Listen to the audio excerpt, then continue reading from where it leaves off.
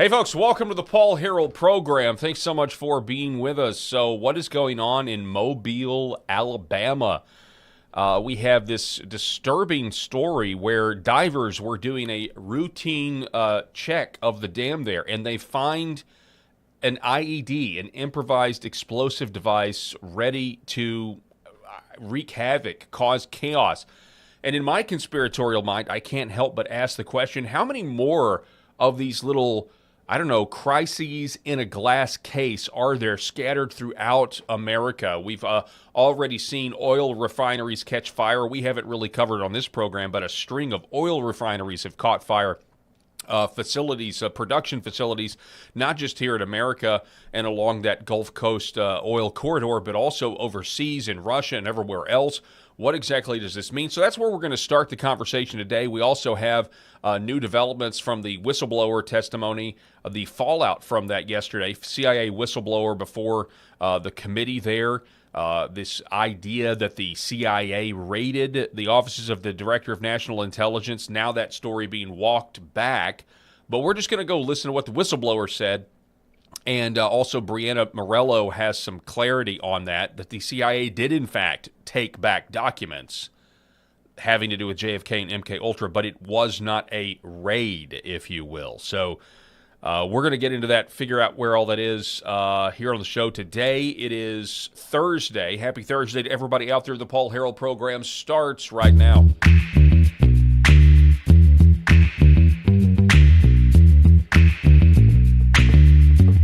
The Paul Harrell program.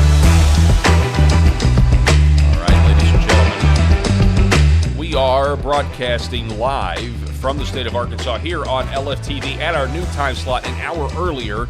You've got us for the next 2 hours. It is now 3:04 Central Time here in the state of Arkansas on what some people around here refer to as God's time zone.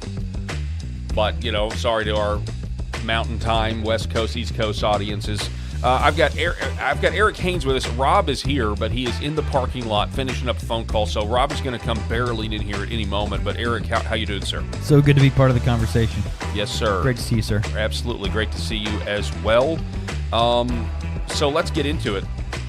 We have this story. It's not really getting very much coverage, actually. This is the first I've heard about it. The first you heard of it. Just a minute ago. Yeah, you guys didn't know what the lead story was, but this is, the local affiliates are reporting on it. It's just now it's getting on some conservative media sites. But this is called Big Lake down there in Mobile or Mobile. Headline: Explosive device found, then it was detonated at Mobile Water Reservoir. This is from the Fox affiliate. Multi-agency team safely removed grenade-type IED discovered by divers at Converse Reservoir Dam. The Gulf Coast Regional Maritime Response and Render Safe Team retrieved and detonated an improvised explosive device found underwater at the Converse Reservoir Dam. Divers surveying the dam for routine repairs and maintenance located the grenade-type IED, and then they alerted the Mobile County Sheriff's Office, which coordinated the multi-agency response for analysis retrieval. They say here, our top priority is to keep your drinking water safe. This is an unprecedented threat, and we are fortunate that this device was discovered before it could cause serious damage to our water supply or harm to individuals.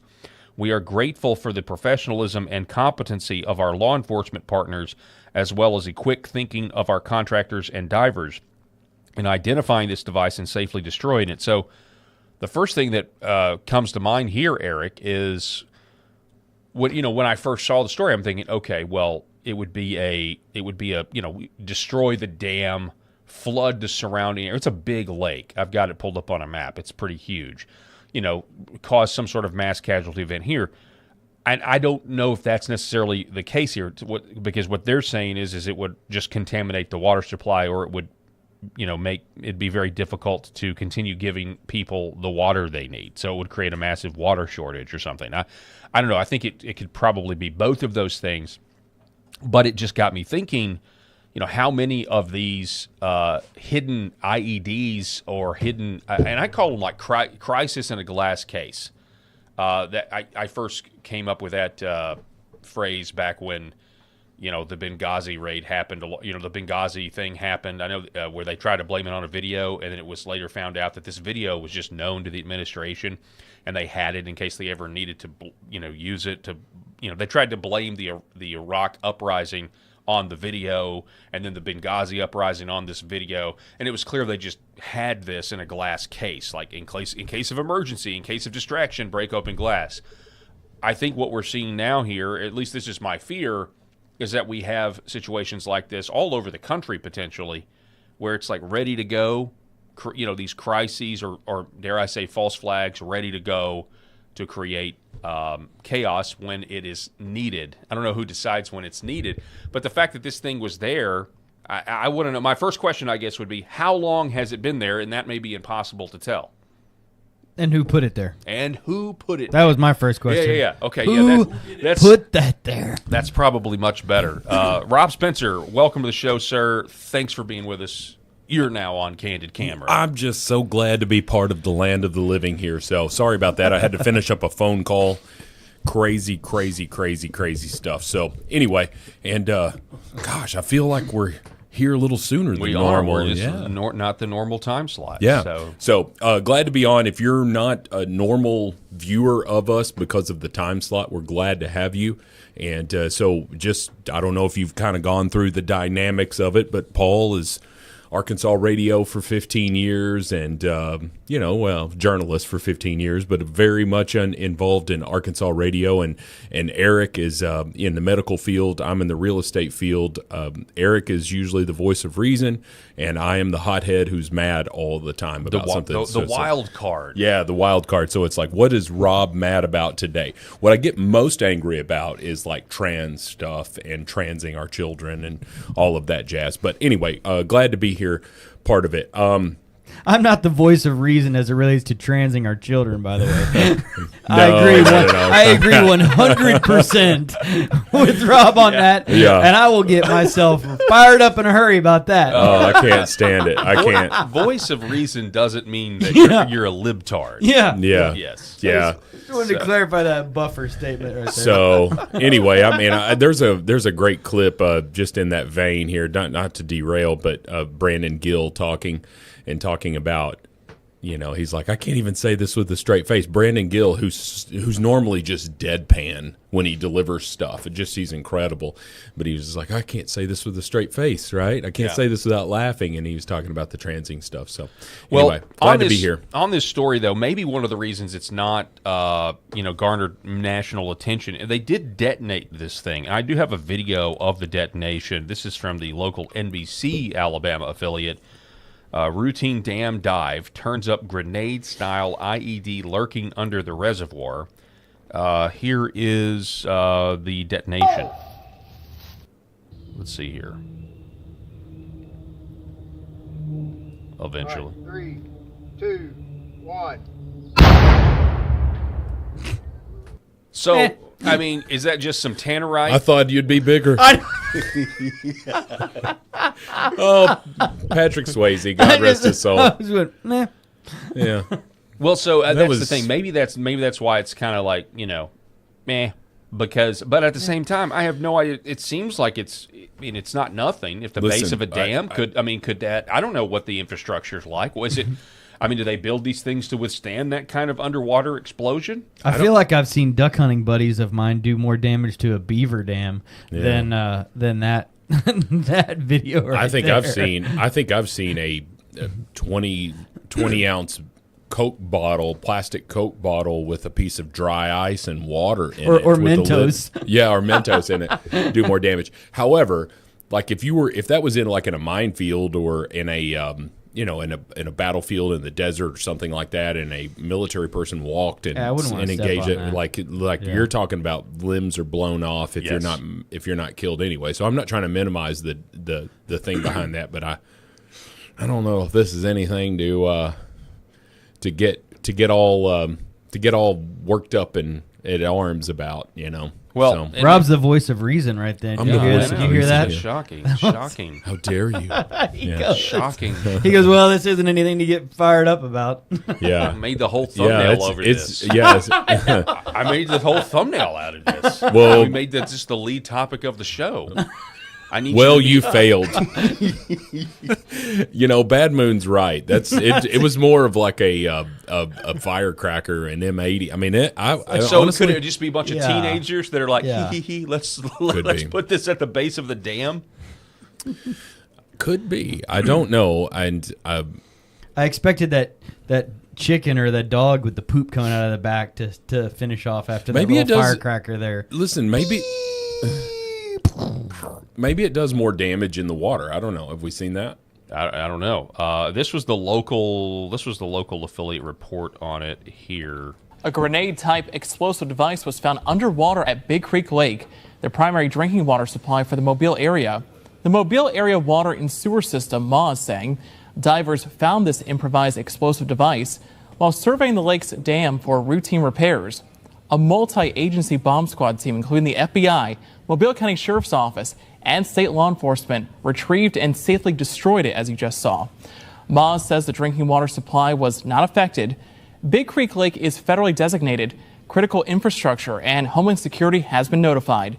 We're trying to find out where the IED came from, if it's been there for some time, or if investigators think it was placed there. A grenade-type explosive. How does this local reporter sound like he's artificial intelligence? It sounds like he's an AI voice. I don't think he is, but wouldn't it be funny if journalism schools, broadcasting schools were now trying to teach people to sound like a computer? Yeah. But here's the lake, if you see it there on your screen. I mean, this is Big Creek Lake, again, right outside of, I guess, to the west of Mobile there. It's a big lake. Look at that. I mean, it's a giant. I mean, that's why it's they've huge, yeah. designated it critical infrastructure. So, Well, I think I've seen 10-year-olds with firecrackers that are, cause more than that. But it could potentially do something. yeah, well. I'm just trying to make you feel better, No, Paul. I think, make me feel better. This is Somebody got a hold of one of this those is a anarchist huge cookbooks national from security the, threat. That's what this is. from the local gun show there in Alabama. They got one of those cookbook things and decided to have a little bit of fun. I remember the old anarchist cookbook. That was back in the Remember that? Wild West days of the Yeah. internet. If you had one of those, you were real edgy, Yeah. real edgy. All right, so I want to get into the fallout from yesterday's show, or yesterday's big CIA whistleblower. You weren't here for that, Rob. Yeah. Yesterday's CIA whistleblower. Well, you listened to it on the COVID situation. I listened to right? a lot of it, yeah. I tried to get most of the show while I was driving. But Okay, so kind of the thing that we said was the lead that was buried was the part of where the whistleblower said, "Hey, the CIA came in and took about 40 boxes back from DNI Tulsi Gabbard." Now somehow that statement then got reported that the CIA raided the DNI office, and Jesse Waters even has now deleted a tweet he did, posting the segment on how the CIA raided the DNI office. So they're now there was. Go ahead. Well, I was just going to say it wasn't even a community. Well, there was community notes added to it, but To the Jesse Waters thing? yes, but then the DNI secretary or whatever her name Yeah. was, she responded like this They did not denied happen. it. They denied it. Yeah. So we don't really know. But let's focus on the CIA spokesperson just about the hearing first. Let's go here first. So Sorry, hey Paul, Bad Moon, who's great in the comments. We blew up beaver dams with half sticks of TNT you bought from the hardware store. wow. Yeah. Back in the day, you could just walk into any hardware store and buy TNT. Listen, That's fantastic. I'm not trying to downplay a bomb. This is I'm American. just like, This is look, American. this is something that needs to be looked in. You led the show with it, all that stuff. I'm not trying to downplay that, but and in the same vein, like we've got to put it in perspective. Yeah. you Well, know, and- my question is, like, in the conspiratorial aspect of it, we'll tie a bow around it. I just think if you look at our infrastructure, you look at the fact that, we're at war, whether you want to call what's going on in the Strait of Hormuz, the Strait of Thermopylae, a war at this point or whatever. I know people want to debate that, but just in general, just this, how many food plants caught fire in the Biden administration? What about the Francis Scott Key Bridge that they're blaming on this Indian company, blaming negligence? But at the time it happened, I was just like, That was the Pittsburgh, Pennsylvania. That giant long bridge where the ship. It just to me, it always looked intentional. And so you wonder if there's a lot of this unconventional warfare where the government doesn't want to tell you it's terrorism. What about all these oil refineries? I actually pulled this. I pulled this real quick. We'll get to this here in a minute, what we were just talking about. But I pulled Iranian commandos. Let's see here. Sorry, I shouldn't make fun of that. Well, I actually don't have it, but I did have it pulled up. All of the different oil refineries that have been catching fire recently, not only here but also in Russia. Yeah. So it just kind of makes you wonder, what's actually going on in the country or what could be going on. And so you just think again, crisis in a glass case. Mm-hmm. How much of our power grid is at stake? Are there hidden explosives other places? Is immediately where I went, and I don't think that's unreasonable to be suspicious at this point. And there's many people that believe that COVID-19 was crisis in a glass case caused by the deep state, who was blaming this on China and all of that. And of course, I can see both sides of that coin too. China, whose economy has not been doing really well with Donald Trump as president, certainly in the first term or not in the second term. Could they have caused this because Donald Trump was well on his way to re-election in 2020? The economy was booming prior to COVID-19 hitting, and so you wonder, hey, to your point, was that crisis in a glass case? We've seen it, man. Nancy Pelosi, gave the playbook in a press conference all those years ago, just about hey, you just get somebody to report on this, and then all of a sudden it's saying this is being reported and all of that. But this is actually causing some sort of panic, and that's why I look when this was it hantavirus stuff crap. I'm like, wait a minute, it'll get you, it'll haunt you. It's the hantavirus. So I was like, okay, well, is it because it's gonna get you? Is it gonna get? Is it because we're in election year and we're going to see all this crap? I don't know. I don't trust like it. It's just all of it is spawned from the fact that we don't trust the government. Anybody that trusts the government's a moron, in my opinion. And number two, it's just all these seeds of doubt are planted because of the long history of the fact. Okay, we can go recent history, but the CIA killed John F. Kennedy, the sitting president. Okay, anybody want to deny that? Do you want to have an honest discussion at any time and say the CIA didn't kill John F. Kennedy?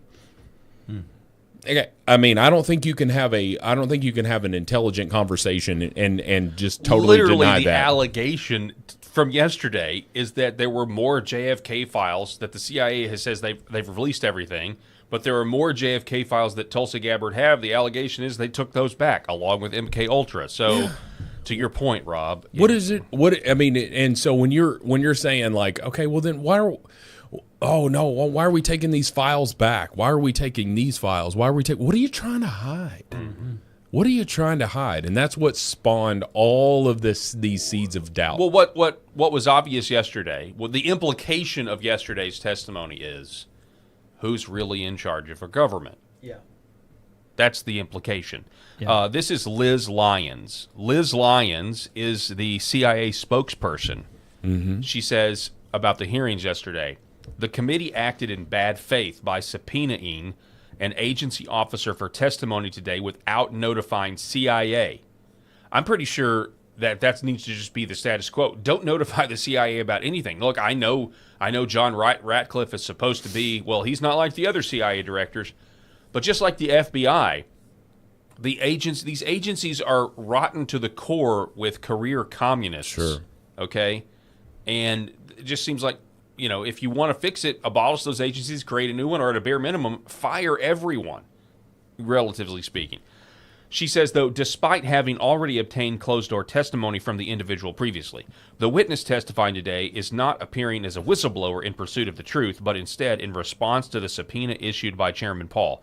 This proceeding amounts to nothing more than dishonest political theater masquerading as a congressional hearing, as the CIA has already assessed COVID-19 most likely originated from a lab leak, and efforts to undermine that conclusion are disingenuous. So what they're saying is that the revelations yesterday of him saying the CIA didn't want to say it came from a lab, Anthony Fauci. This is a statement from the CIA trying to protect Anthony Fauci. I don't see how you can say it any other way, because Fauci was the one that was being criticized yesterday. Yeah. But here's the thing. I don't know if this is exactly true from the CIA. This proceeding amounts to nothing more than dishonest political theater masquerading as congressional hearing, as the CIA has already assessed COVID-19 most likely originated from the lab. But here is this clip from, what is this actually? This is from April 18th. So the CIA Director John Ratcliffe on April 18th of 2023 testified to the House Oversight Committee about the coronavirus pandemic or plandemic, and this is what he said.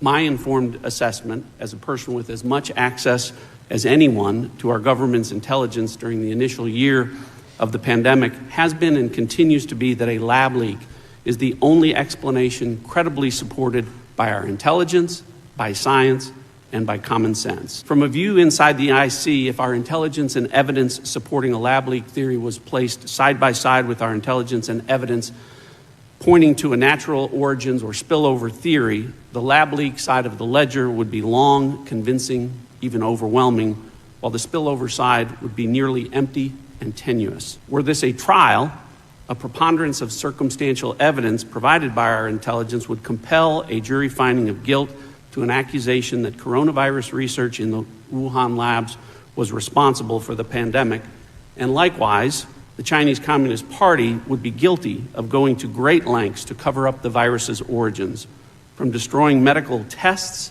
samples, and data, to intimidating and disappearing witnesses and journalists, to lying and coercing global health authorities, even spreading propaganda that the virus originated here in the United States by the U.S. military. And the Chinese government has done all of this while proving itself incapable of... Now, hang on, let's stop right there, because we talked about that. That's a mouthful. We talked about that yesterday, though, that the Chinese, their response was, okay, so here's the deal about the lab leak with Fauci, because there's a lot of different moving pieces here. Yeah. And the idea that there could be a red herring, right?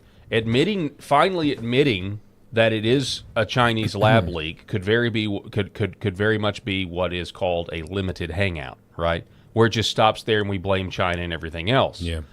But with Fauci involved and the U.S. government essentially funding the research, there are many more questions about who is actually responsible. So to just say, well, it was a lab leak, yeah, but it's all China's fault, is like, well, hang on. The whole Fauci component, though, changes the questions entirely, as we talked about yesterday. Highest paid member of government in the United States, and causing... Let's just... Does anybody believe that Fauci is not responsible, directly responsible? Does anybody actually have that? You can say it with a straight face, and you don't have the libtard after your title here. No, of course not. We want to blame everybody. Want to blame it. I think all of this stuff is what has led to what I was saying earlier. It's led to an intense distrust. Because what if hantavirus? What if that is actually a legitimate concern? Is anybody going to believe it? No. If it was an actual threat, none of us, we would all now be in a position to not take it seriously and potentially get wiped out because of it. I think all Republicans and all independents are going to look at it with an intense amount of scrutiny. We have to listen to the rest of this clip, though. Do you know why? Because later on in the testimony, I guess we could just read it, and you guys can take our word for it. But this is the quote from Ratcliffe in that hearing, because it's a 4-minute clip. To this day, the CIA has continued to state that it does not have enough information to make any formal assessment. To put it bluntly, I think this is unjustifiable and a reflection, not that the agency cannot make an assessment with any confidence, but that it won't. Some 3.5 years later, the only plausible assessment the agency could make with any level of confidence is that a virus, which killed over 1 million Americans, originated in a Chinese lab whose research included work for the Chinese military. And such an assessment would obviously have enormous geopolitical implications that I believe the current administration does not want to face head on. Ivan Raikkonen then saying here, the whistleblower is doing exactly what Ratcliffe asked for at the end of his testimony. Listen to the end. Do you guys want to listen to it? I kind of want to listen to it. Sure.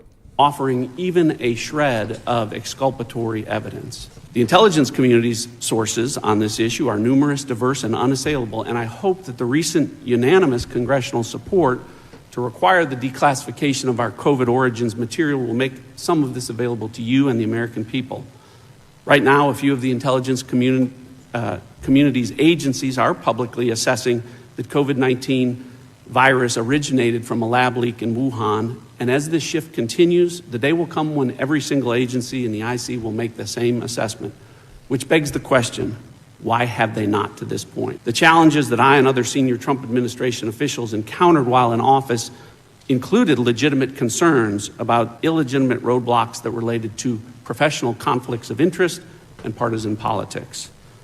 These included the headwinds created when a lab leak assessment was initially labeled falsely and falsely reported with near unanimity as a conspiracy theory by conflicted scientists and by mainstream press, while also being censored as disinformation by social media giants.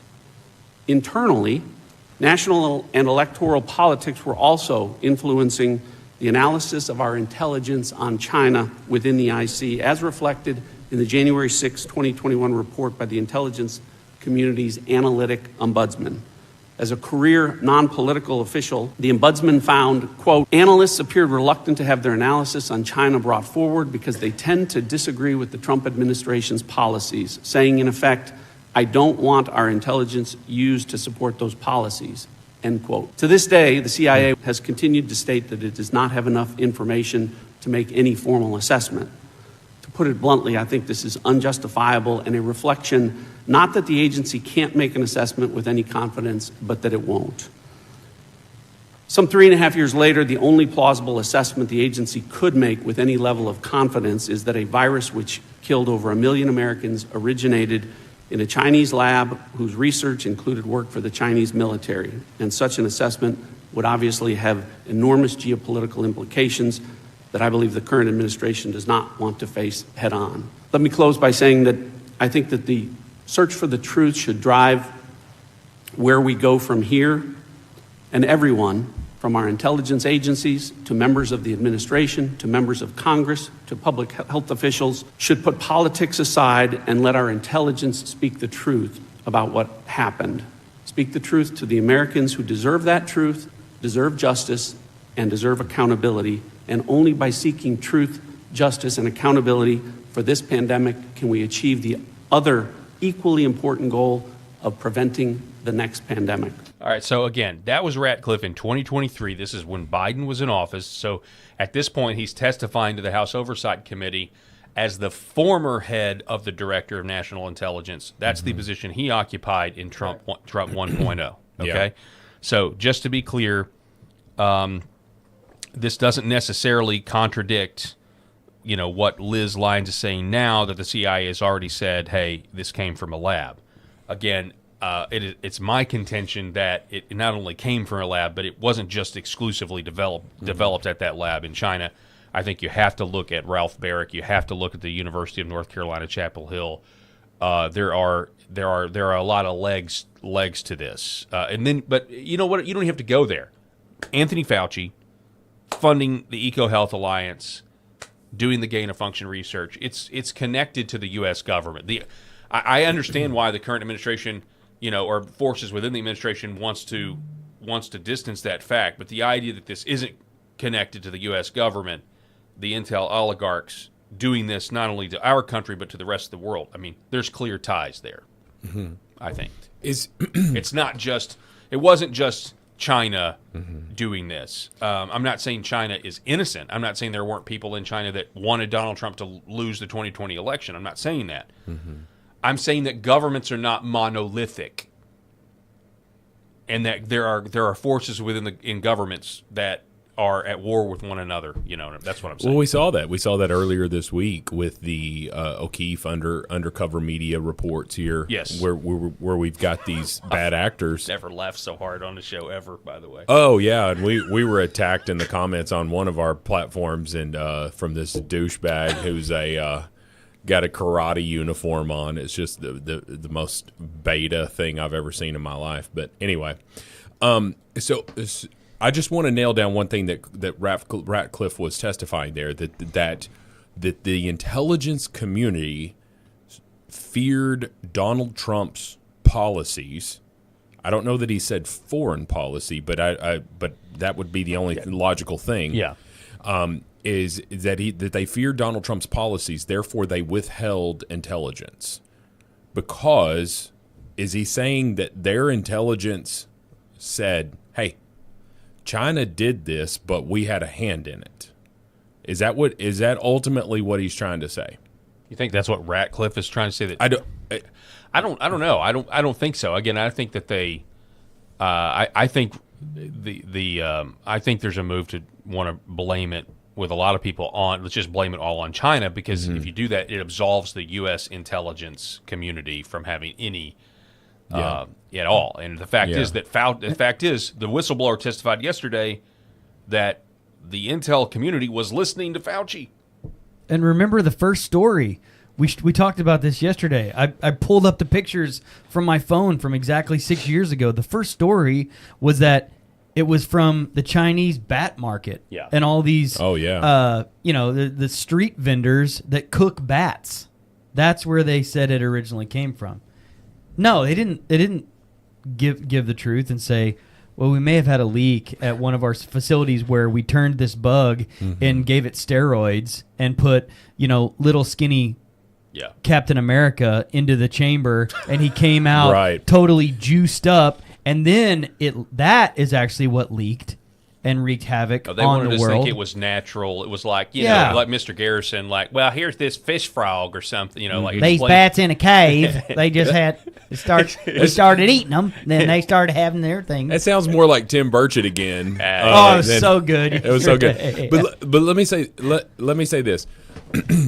The China thing made sense to me. It made sense to me because China was really suffering in Trump 1.0, and I thought, okay, China sending a virus out to the world made sense because you got to wreck Donald Trump's momentum. You got to get a Democrat back in charge. So I bought into that, But then when you've got Fauci going before Congress and lying multiple times saying that he did not give this gain of function funding, and then and his wife is on the board of, was it Pfizer? What is his wife on the board of?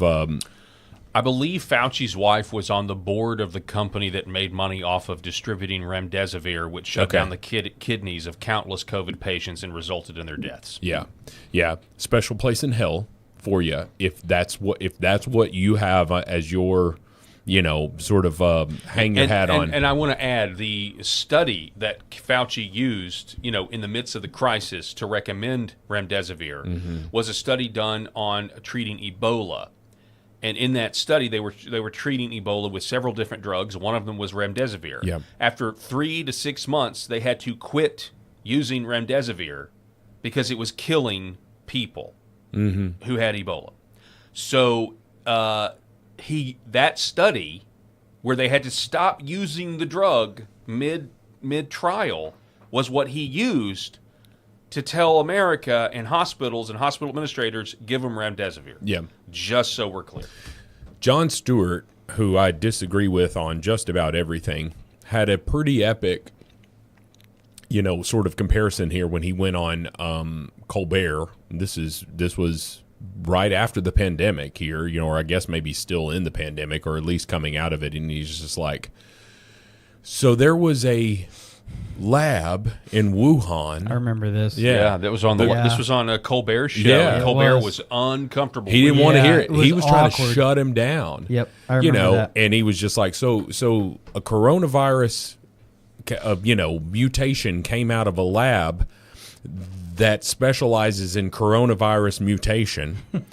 and we want to say that it's this bad at this market, and he's like it's like saying that there's a pandemic of chocolatey goodness, and it's emanating from Hershey, Pennsylvania. And you're like, could it be the Hershey plant that's in? No, it's bats, And again, I disagree with Jon Stewart on just about everything, but man, that was pretty epic, and he was going to get that out. Say what you want about Jon Stewart. He believes what he believes, and that's what he believes. Stephen Colbert is a shill, in my opinion, and that's why he's lost his thing. But it just pissed me off so much because he was trying to shut him. He's like, no, wait a minute. Wait a minute. He's like trying to do it with a smile on his face or whatever. It's like he didn't want to hear it.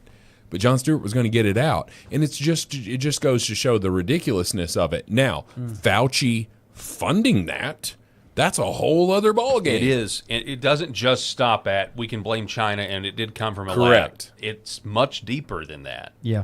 It's much deeper than that. Now, let's get to this. Let's get to this part where there's kind of this raid. There was CIA raided the DNI's office, which would be a huge story.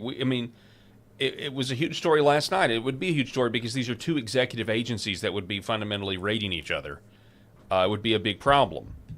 And if you're DNI, if you're the raid happening, I'm more inclined to believe that it didn't happen for the simple fact that, like, wait a minute, you're an intelligence agency, and you're going to raid the office of the director of director of national intelligence. I'm like, I don't. Yeah, well, the whistleblower didn't say there was a raid. That's just the thing. Like the whistleblower said one thing. He said they took the boxes back. It didn't say there was a raid. Okay, that implies like SWAT teams and like. Please quit saying raid, because all I can think about is Django Unchained when they're doing the raid wearing the white hoodies. I've never watched that movie. You've never seen Django, or if the N word bothers you, don't watch that movie. Oh no, it doesn't bother Eric at all. But he's like.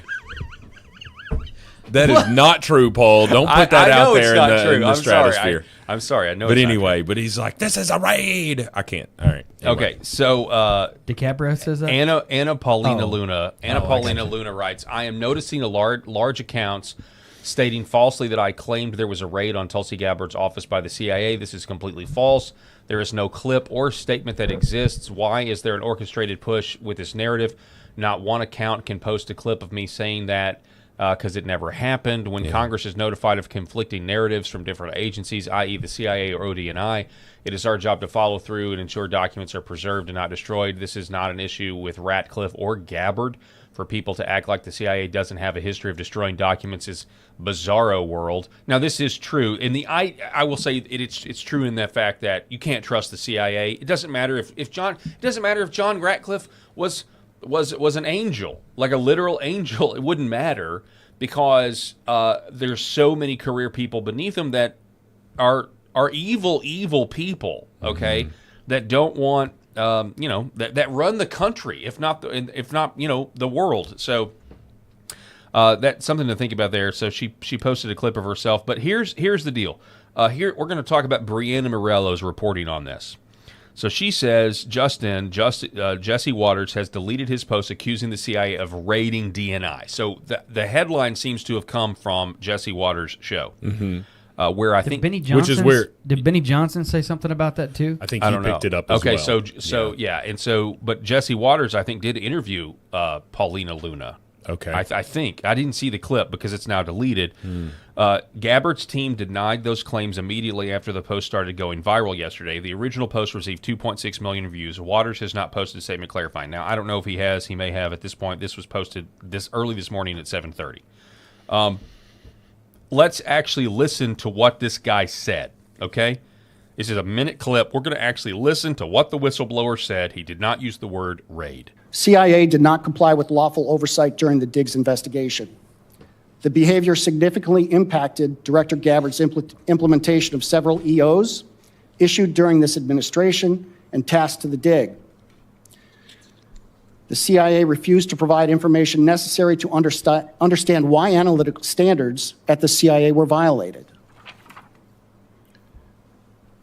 The CIA illegally monitored the computer and phone usage of DIG personnel, their investigations, and contact with. Let's stop. That's a huge story. This is the CIA monitoring Tulsi Gabbard in the Trump administration. Okay, so let's not, for the CIA to come out and say this was political theater. Wait a second. Your whistleblower said that the CIA is spying on Tulsi Gabbard's team.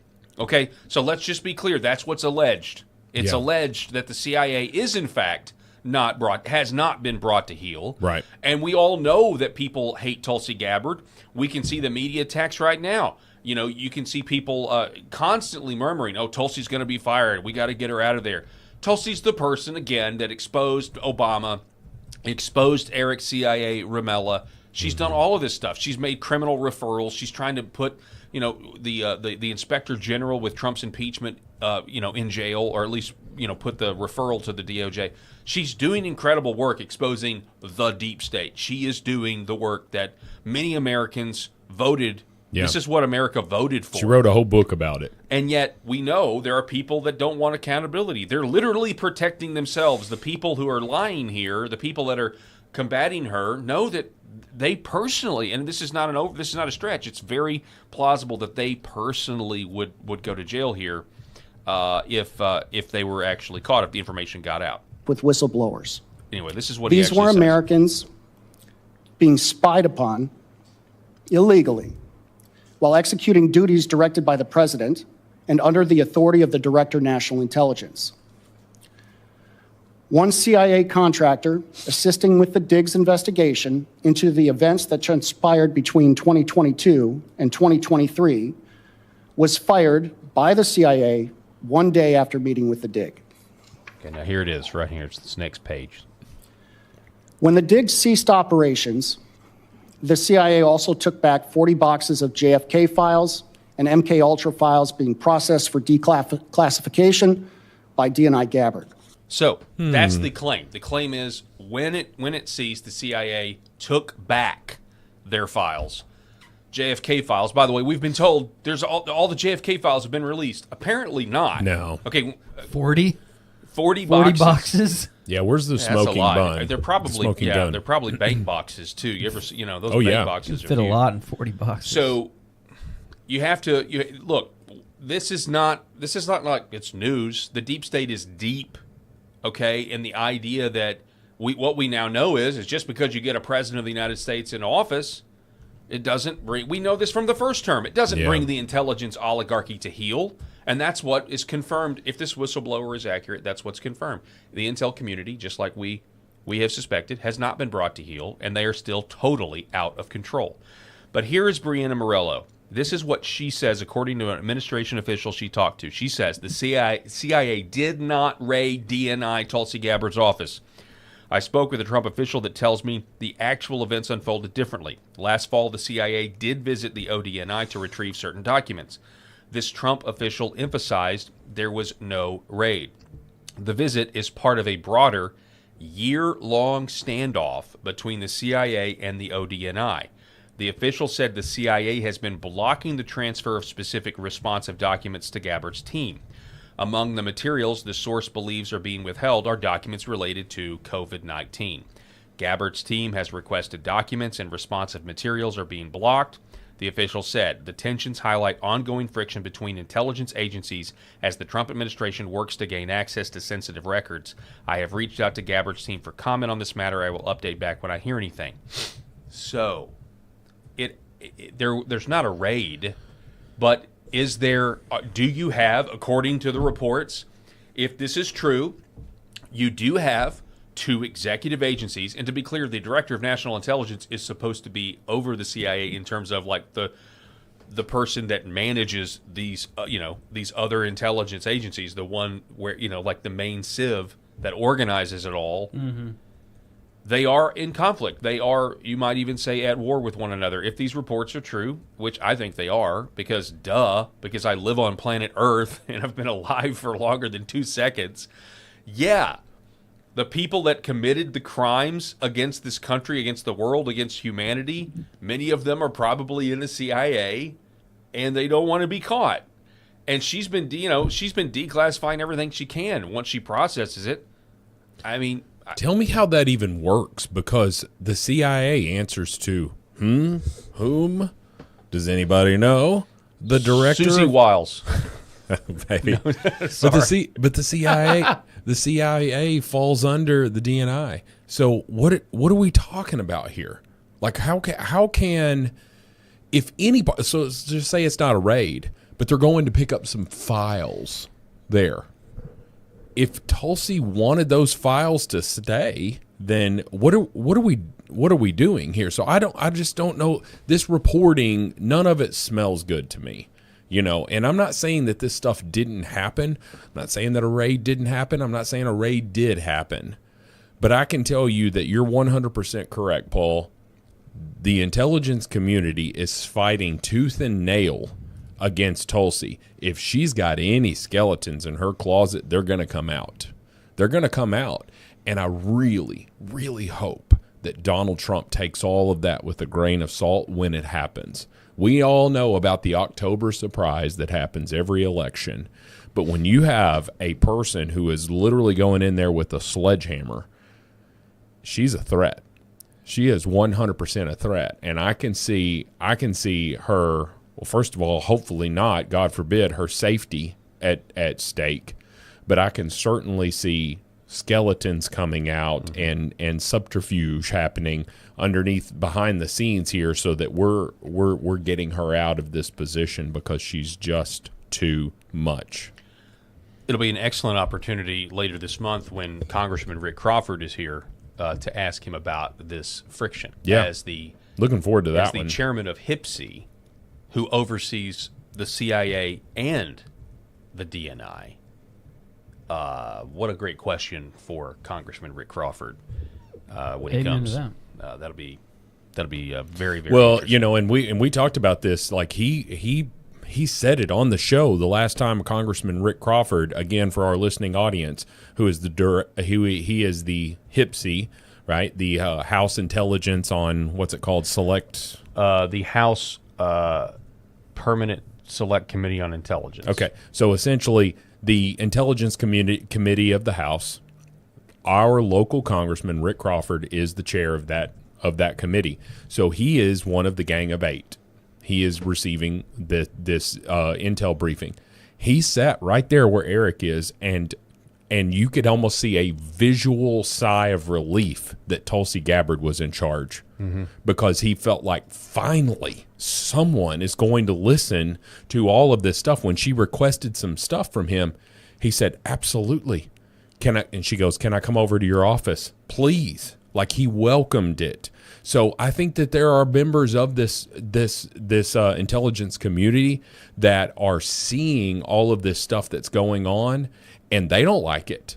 So I can understand how some of these career intelligence deep state people don't want this stuff coming out, because what are we doing? We're knocking at the door to open it up to see what skeletons are in there. Yeah, that's exactly right. So, yeah, just a few things, just to kind of wrap up on this, a few comments here. Tim Poole on that Brianna Morella report says, "This isn't friction, this is sedition." You said it the other day, where we were talking about treason. This is Tulsi Gabbard is only doing what she was told to by President Trump. Yeah. President Trump told her to do this. CIA is saying, So is making it very difficult. CIA is under the DNI. The DNI is under who? Yep. Okay. President She Trump. serves at the pleasure of the president. Yeah. R.N. McIntyre, this is not comforting in any way. The CIA works for the president, right? To your point, Rob, why do they get to deny the transfer of these files? Who was elected versus who is sovereign? Ooh, that's a great question, because as far as the CIA is concerned, or these lifer deep staters, they're the sovereign. Yeah. They're the ones, and they practically speaking, they are, because they're the ones, not on paper, but practically speaking, they're the ones that just get to keep their job regardless of who's in the White House. And this is the problem. Yeah. We are ruled by our intelligence agencies. And in the middle of, right now we're currently in the middle of watching all these data centers go up where, I mean, I know we've already become comfortable with the idea that we're all under mass surveillance, But what can an AI really do with all the information we're feeding it every day? And I think some of these data centers are going to be able to optimize. Oh, and it'll be great. It'll make our lives probably a lot more convenient for a time. But then at the same time, it's now you've got light switch communism, just like we saw with COVID, where Fauci flipped the switch, and now all the hospitals were suddenly devoid of freedom of thought or any sort of critical thinking. And a lot of that's just because those doctors think they're critical thinkers when in reality they're analytical thinkers. They confuse their analytical thinking with critical thinking. You may disagree, but I'm not talking about all doctors, and I know I'm getting on a rabbit trail here, but I think a lot of doctors think that they're critical thinkers. But I think the system is set up for analytical thinking between certain goalposts. And so when Fauci was dictating all this stuff, that's my critique of the current medical industrial complex. But here's the thing. This is more Eric's field here. When everybody just says, oh, trust your doctor, when this whole COVID thing happened, let's just go full circle with this. When everybody just said, trust your doctor. And I've said this, physicians are some of the most intelligent people in the world, at least in terms of their ability to learn complex information and retain it and pass a test on it and serve patients and all of that stuff with it. But do they know, quote, the science, right? And I have feared that a lot of our physicians are as good as the information that they got from the good-looking pharmaceutical rep. In terms of that person showed up, hey, we've got this new drug that's fantastic for this and this and this and this and this, right? We've got this new drug, okay? And so would you be interested in prescribing this to your clients? Well, it's talking about, and so then he or she goes and does some research on it. But again, all of that's like when we talk about research here, and so I think that our people are as good as the information that they are given. Well, then who is giving the information overall? Ultimately, who is it? And it's the person who has all the cards. It's the behind the scenes, the man behind the curtain, the deep state who knows everything and basically allows certain people to do certain things rather than, oh, we're caught off guard by this. I think that one of the few cudgels that we've got here is that Tulsi Gabbard was not predicted. We didn't want someone like Tulsi in charge of the DNI, which is exactly why she needed to be there. Yeah.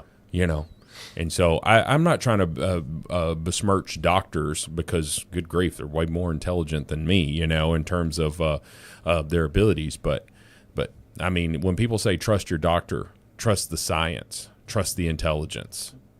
We did that. A lot of people did. I did. How did it work out? But a lot of people did. Hey, let's reset here. Take a break. When we come back, we got a lot more to cover. But when we come back, have you ever asked yourself the question when like a police officer gets into a high-speed chase with another car and they do the pit maneuver? Have you ever asked yourself the question, like, how does the police officer know who all is in the car? And in Mississippi County, Arkansas, there's a video out where an officer does a pit maneuver because somebody fled a traffic stop, a black woman fled a traffic stop, and she had a toddler in the car, and the car flipped over and rolled over. Okay. So we're going to have that footage for you here in a minute, but it raises a lot of questions. But number one, it raises, like, why would you ever run from the cops if you have a little... It's one thing to run from the cops at all, but why would you ever run from the cops if you have your child in the back seat of the car? Totally irresponsible. We're going to talk about that when we come back. Don't go anywhere, folks. This is the Paul Harrell program, and we will be back here in just a moment. For centuries, light has been used to heal.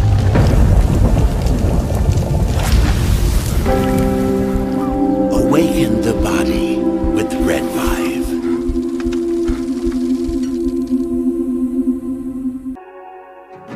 The other things that we're seeing, more and more use for is even vascular issues. So one of the mechanisms that red light, near infrared light, or red vive works is stimulation of the mitochondria and stimulation of nitric oxide production. So when nitric oxide is released in cells, it vasodilates cells. It reduces inflammation. It moves blood. It brings blood flow to areas. So folks that have issues with ulcers or burns or wounds, it can help stimulate increased blood supply, and you need blood to heal. So that can open up different avenues for peripheral artery disease, for neuropathic pain syndromes.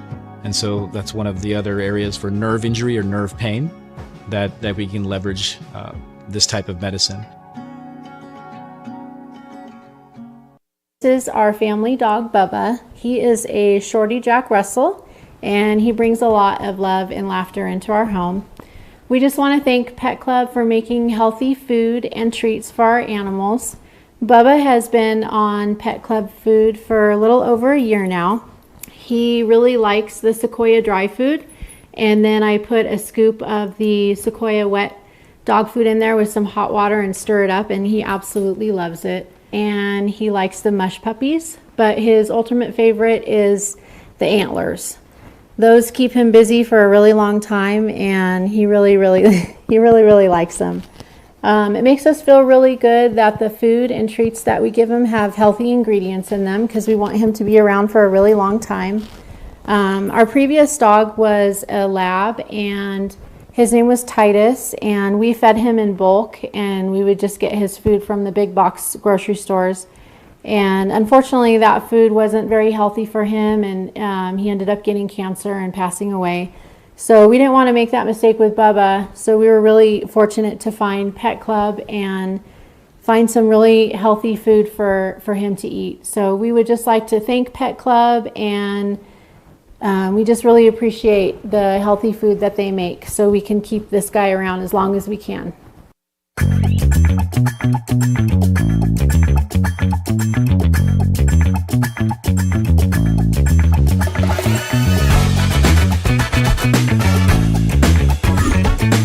The Paul Harrell Program.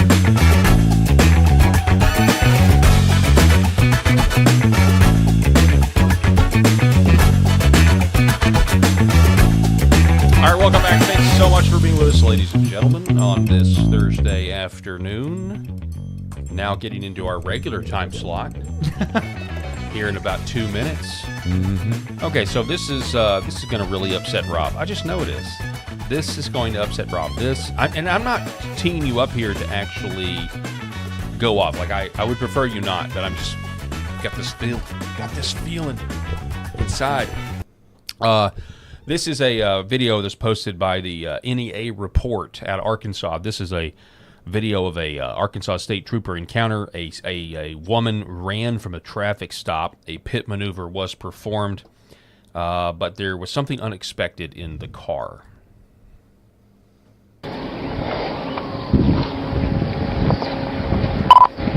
34 Jonesboro. Hands up! Got a toddler walking out of the back. Got a baby. Come stand right here. You're okay. Come right here, baby. Come right here. Come right here. Why did you run from me with a baby in the car? I don't care where you're going. You ran from me because you don't have a license? You almost killed your kid. Do you understand me? Come here. Stand in front of my car. Listen, I could have people run from me all day and it not make me mad. You have got a baby in the car. I'm disgusted by you. That is up. You're going to be all right, bud.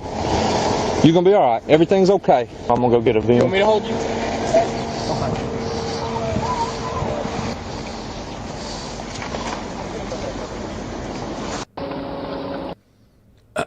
So, jeez, what kind of problem is this? I mean, it's just I'm speechless. I don't understand. Is it a short-term consequences problem?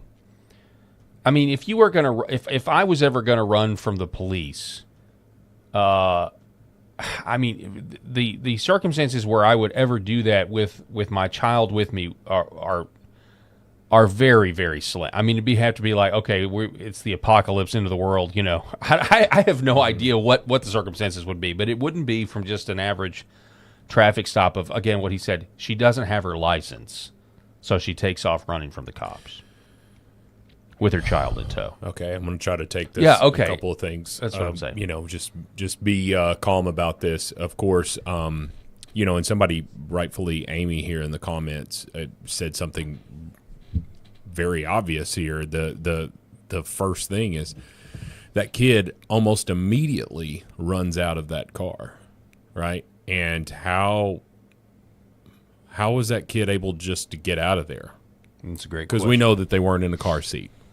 We know that rollover happened probably with this kid, you know, loose in the back seat or something.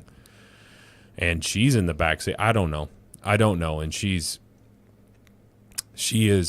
one of the most selfish, inconsiderate, neglectful.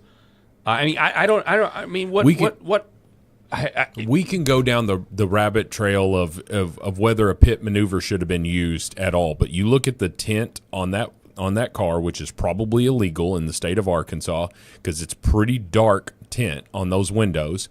So that police officer could not have seen, you know, the kid being back there. And now there is a hard cut there. I mean, the rollover happens, and then there's a cut. Yeah. To win the car to the kid. So maybe he was in a car seat. Maybe, but I mean, if you're irresponsible enough to run from police, you know, with your child in the car, are you responsible enough to put them in a car seat? Because this guy obviously, at the very least, needed to be in a booster seat. I just have no sympathy. I understand that in the African American community there is a distrust of law enforcement. I get that. But to say because you don't have a license, which is a citable offense, if the police officers just feel is in a good mood, but at the very worst, you know, hey, come get this baby, come get this, you know, I can't let her drive, can I pick her up, all this stuff. You're not getting arrested for no driver's license unless you've got warrants or something like that. And you damn near killed yourself and your kid over a ticket. It's not like you just robbed a bank. It's not like you just murdered someone. You damn near killed yourself and your kid over a ticket.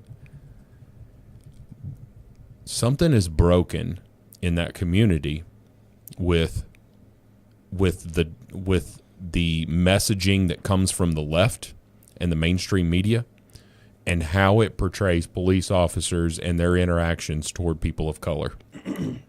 Because we know what the statistics are. You're actually more likely, based off of the numbers of unarmed people who are shot by police, you're more likely to be unarmed and shot by the police as a white person, based off of the pure numbers, than you are a black person or any other person. But for the simple fact that there is this sort of permeating. It's not permeating. I mean, it's out there. You've got an entire underbelly of distrust in the minority community of police officers, so much so that you damn near killed yourself and your kid. You know, that she just turned that into multiple felonies. A citable offense, she just turned it into felony child endangerment, felony fleeing. I can't even imagine all the stuff that she's done. Probably speeding, reckless driving. All of the felonies are racked up. Yeah. All over not having your driver's license. Yeah, I mean, I don't know, man. Then you have the whole idea of the pit maneuver as well, which this is obviously a video like this is going to bring that up into scrutiny. Sure. Which you know, I mean, it does in Arkansas all the time because there's a Arkansas rumor guy they pit all the time. I mean, there's no tolerance because there's the statistics prove that like letting these cars go, those cars will go and they'll hit a mom with 3 kids in a minivan and kill them all. Yeah. And kill everybody. Well, so they don't mess around with this stuff. They will pit, and they should. Well, and they pitted. They had to settle, though. I mean, it doesn't come without its pitfalls. I'm sure they had to settle with some lady that didn't want to pull over, wanted to find an exit first to be safe, which is, I think, actually apparently that's legal to do according to the handbook. Because back in the day, I don't know if you guys remember back in the day, you had the blue light rapist. You have the person posing as a cop and was raping women. Well, she was a pregnant lady, and she was just trying to get to the next exit. Cop pitted her, and, I mean, she got a lot of money out of that. Yeah, but did she slow down, put her hazard lights on, and all that stuff? Okay, well, then she shouldn't have been pitted. You know, if she has slowed down. There's a rumor out there that, like, it's a rite of passage if you're an Arkansas State trooper. I don't know if I believe it, but they're saying that it's like a rite of passage that you haven't been a made man until you've pitted somebody. I don't think that's true. I'm just saying, to Eric's point, like, Arkansas is known nationally for the pit maneuver. I saw this countdown of a guy that he lives in California, and he counted down the 5 worst states to run from police. And Arkansas was number 1. Like, do not run from the police. And if you guys don't know, this is the state troopers, because of that hat that gentleman is wearing. That is a distinct thing of the Arkansas State Troopers. Most of the time, Arkansas State Troopers are just handling motorists that are on the interstate and all of that stuff. They're not responding to a domestic violence call, domestic dispute call at a house, unless they just happen to be close by and all of that stuff. So I'm not trying to besmirch an Arkansas State Trooper whatsoever, but they are ticket writers. They're the people that pull you over for speeding, and they write tickets. But when you run from them, they are notorious. And it is nationwide, where a lot of these individuals realize that if I'm going through Arkansas and the state trooper tries to pull me over, I better pull over, because I'm going to end up in a ditch. And I just really struggle to believe that this woman didn't know that she was likely to get pitted. I mean, what did she think was going to happen, that they were just going to shut it down and let her go? I have no idea. I don't know. I think they're going to throw the book at her, and she's going to spend a lot of time in jail for this. Well, again, I don't mean to sound like I don't think he did the wrong thing here. From his standpoint, something just snaps in people, man. They get that fight or flight, parasympathetic system, and she just, I mean. See, listen at him. At him. Well, because what else would explain something so stupid? Yeah, I don't know. What is your argument there, ma'am? Well, they already have your license plate. They already have, like, nothing else describes anything that stupid. So am I allowed to ask the question, like, what is this lady's IQ? No, you're not allowed to ask that. Am I not allowed to ask that question? Because it doesn't matter. If you're driving, you cannot do that.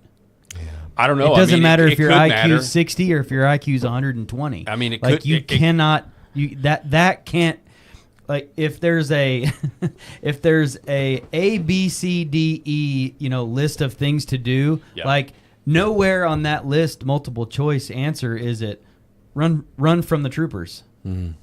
That's with true. my 3-year-old in the car. Maybe I'm suggesting that you don't get a driver's license if you can't get a certain IQ score. Well, this lady's never going to have one. Yeah, she's going to struggle to get one. And if she did get a driver's license, she's going to struggle to get insurance on a vehicle. If any insurance company ever sees that video, like, but if you're the trooper, I mean, this is the stuff of nightmares are made of. If you're in law enforcement, the stuff nightmares. You're doing your job. Yeah. You're legally you're legally permitted to pit this person. You don't know if there's a child in the car, though, and then the worst. I mean, that's the stuff of I can never, Well, I love what W. Wilson says in the chat too about the I-40 being a hot spot for drug running and why these Arkansas State Troopers don't have any tolerance. I'm on that highway every single day, and that is exactly correct too. They are not messing around with people and going to let drug runners get away and just let them go on and that be okay. No, they will because they know that those guys won't stop. Yeah, and on the I-40 corridor being a great drug trafficking thoroughfare, there's a reason Mena Airport was. I-40 was right there, baby. What's his name? The Baltimore man, the Maryland man. That's where he got caught. Was on 40, running illegals up through I didn't Nashville. know that. I didn't know that. Up from Texas, up through that. That's where Diego Garcia. Mm-hmm. That's where he got caught. Well, don't run from the police. Number one, yes, don't run from the police. And we can debate whether that state trooper should have pitted her or not. We can debate that all day long, but unless we're in that situation, it's hard for us to throw stones at them. But I think we can all agree that she had no business running from the police. I just don't think that there's ever it's all you're doing is racking up felonies. The only people who are probably got a good chance of getting away is if they're on a crotch rocket or something. You know, these fast. Those are entertaining to watch. Yeah. And those, you Super got a scary. chance, right? Yeah. Do you ever get trapped in the algorithm on like Instagram or TikTok or something or X where it's like, oh, you like seeing this motorcycle or this Dodge Charger supercharged get away? Yeah. And all of a sudden it's like everything I scroll past, it's like, Right. Yeah. This cop car is not catching up if they're going 170 miles an hour. It's really sad though because Yeah. you end up rooting for the motorcycle. You're like, oh, is he going to get away? It's possible. It's possible. I'd never do it, but you're living vicariously through. These people. I think it's because we had those games when we were a kid on Sega Genesis. Yeah, where I remember this. Motocross, like we had those games. Excite Bike, is that the one you're talking about? No, that's a good one. Anybody remember Excite Bike? Yeah, the little wheelie. Yeah. Why am I constantly overheating? I don't get it. Yes, that was Stop huge. holding down the button. Good times. that noise, that overheating noise. It was like if I heard that right now, it'd be like hearing an alarm clock. The alarm clock noise that triggers you psychologically. Yeah, it was terrible. All right, so AI. All right, we've done a couple shows on that this week, or one show on it, a topic on it. I'm going to do another follow-up on AI. So get ready, Rob and Eric, for a conspiracy theory AI video. Oh, God. This is from a guy by the name of Greg Reese. Well, we keep asking the question, why are the data centers going in? Like, why are the data centers happening? So he lays out the problem, but then goes into why, and it is something that I can promise you the two of you have probably never heard before, but I'm just getting it out there to get your reaction. Okay, so listen to this. This is from a guy named Greg Reese who made the video about what these data centers are really for. Take it with a grain of salt, folks, but we've got a follow-up on the Georgia data center after this.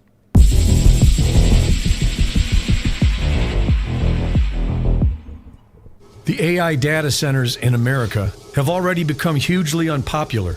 The noise pollution from their cooling systems reach up to 100 decibels and run non-stop.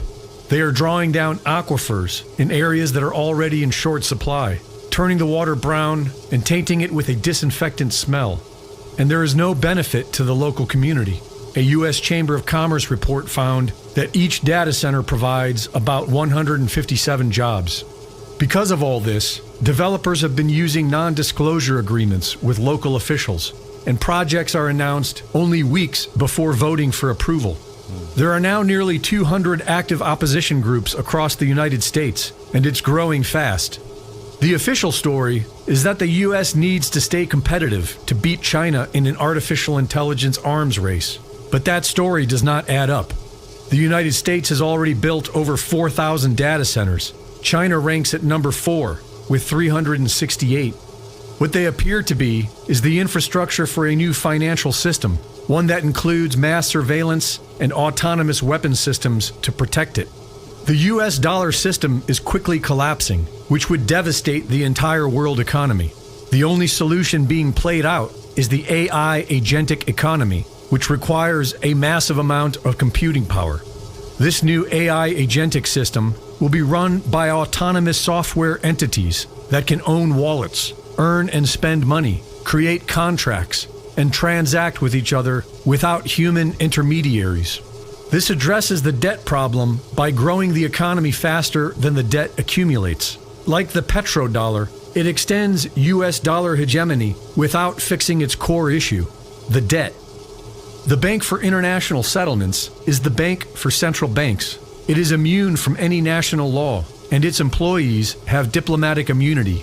It answers to no government on earth, and every central bank is a member. By the way, that kind of looks like the Tower of Babel, I'm just saying. BRICS only appears to be in opposition to Western banking. It is not. BRICS is aligned with the rest of the world in adopting this new AI digital banking system. But a growing number of analysts agree that this is a temporary fix. After about 10 years, the consumption of resources, the displacement of human workers, and the massive transfer of wealth to the few who own these AI agents makes a fundamental restructuring unavoidable. Okay, so far, first of all, I don't know if he used AI to make this video or his voice, but that's pretty ironic if that's the case. So far, okay, not crazy, right? Not a crazy necessarily out of left field. I mean, I don't know if that's all true, but then the video goes on. And yet, the entire world is going along with this plan. The question is, why? As we covered in last week's video, the New World Order, the emerging unipolar world is preparing for a major geological event that is expected to be catastrophic for the United States and beneficial to Russia.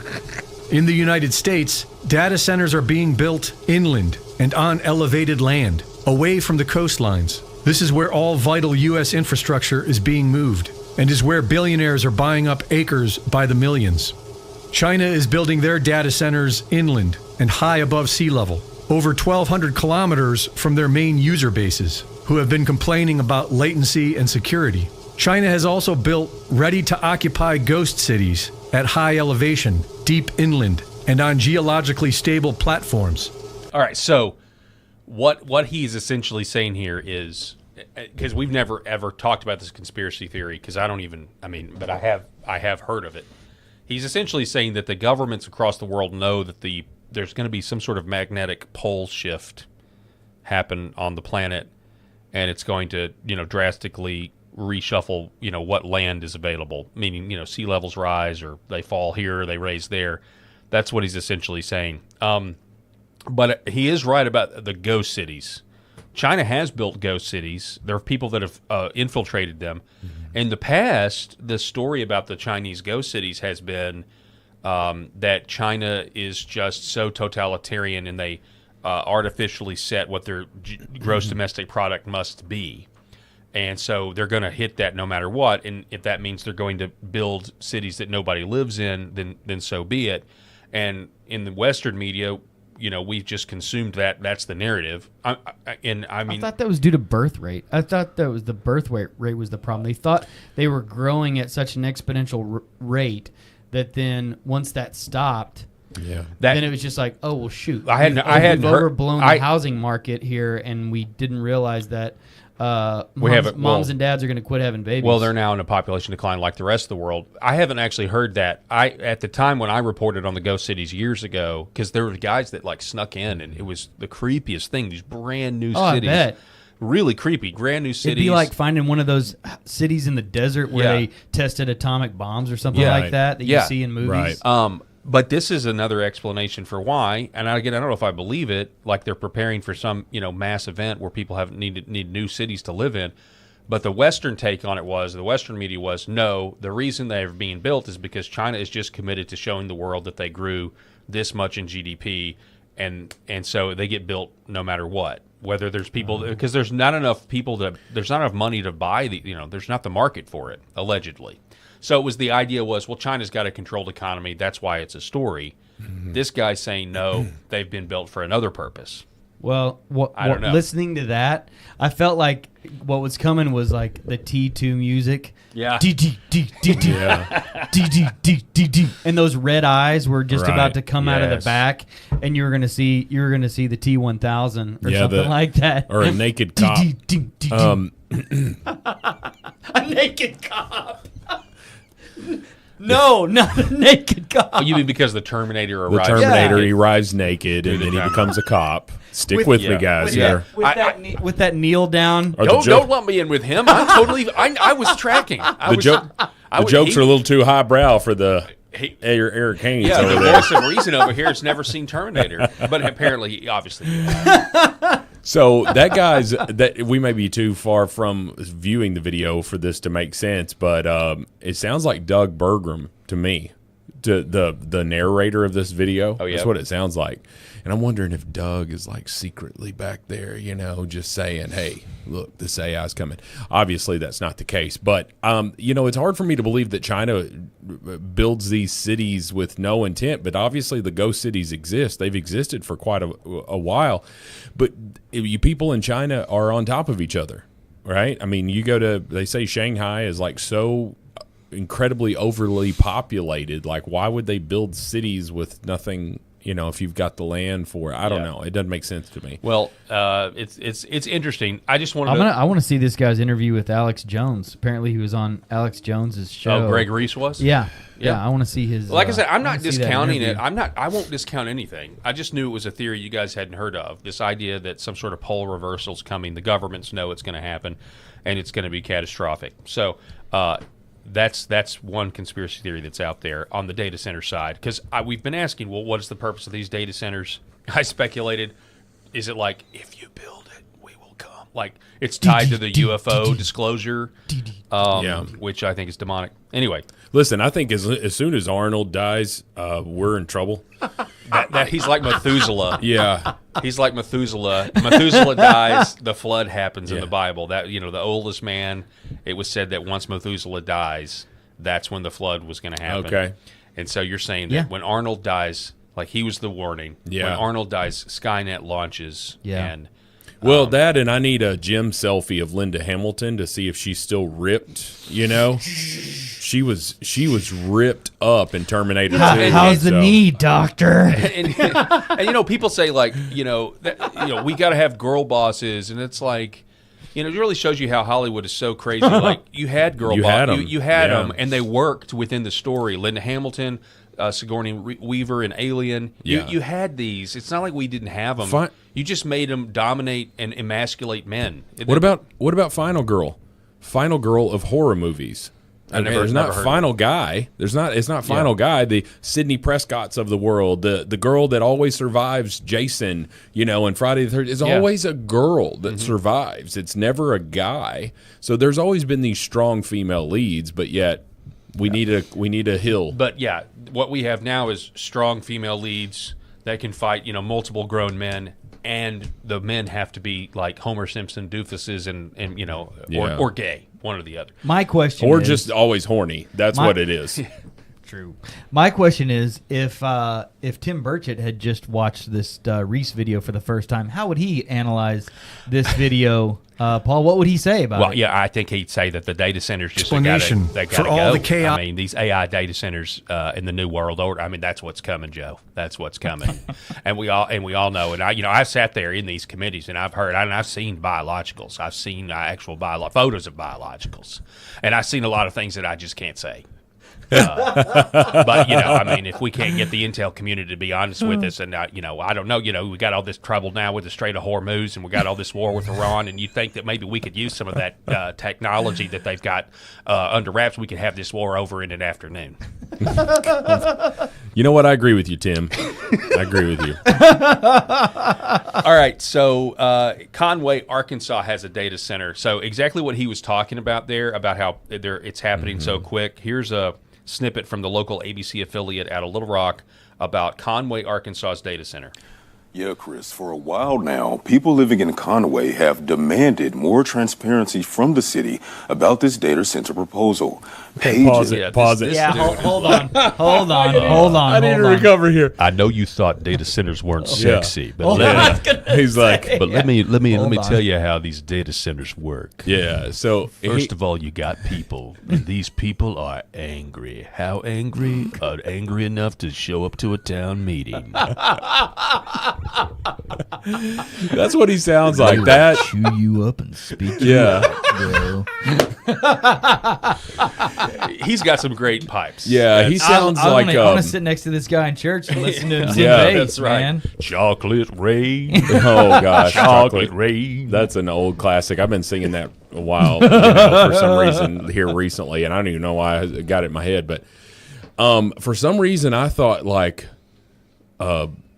one of two things here, right? Either I don't think I need to say it. Okay, all right, here it is. Keep going. Continue. So what the city knows was given to residents, but most of all, neighbors got to speak directly to the council. Baby. Come on up in here. A question we have is, why should Conway residents support this proposal while so much info remains unknown? I'm here off Lally Road, where what you see behind me could be one of the biggest projects in Conway history. It's where developers want to build a $1 billion data center. But first, residents have questions tonight about who's building it and what the impact will be. It has now been over a year since I stood at this podium asking questions about this project. And to this day, I still did not have real answers. Jeremy Rice is one of those residents where this proposal hits close to home because it is. Rice says he lives 500 feet from the proposed site and has raised concerns for years over the project. But somehow we're still not far enough along to provide residents with basic information. The roughly 300,000 square foot data center campus would sit in the Lally Road area of Conway. The project is tied to an unnamed Fortune 100 company at an estimated $1 billion investment. The facility would be built on land recently rezoned for heavy industrial use and could pull significant power and cooling infrastructure from Conway Corp., Conway's power and water provider. What are we getting for this?